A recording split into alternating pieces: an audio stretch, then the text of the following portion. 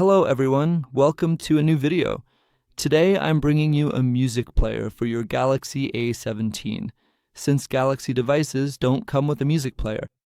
To download it, you'll need to open the Play Store app. Click on the search bar, and here you'll type in the name Audify Music Player.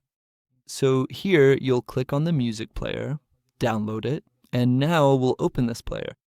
We're going to click on Allow. Everything that pops up, just click on Allow. By clicking here on Music, you'll be able to see all the songs on your phone. If this pops up for you here, just click on Consent. So, as I was saying, all the songs on your phone will show up here. If you go to the Albums option, all the music folders you've transferred to your phone will show up here. For example, I transferred 2 music folders to my phone, this one and this other folder.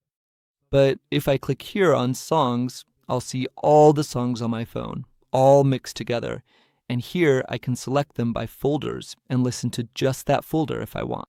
So that's it for today's video.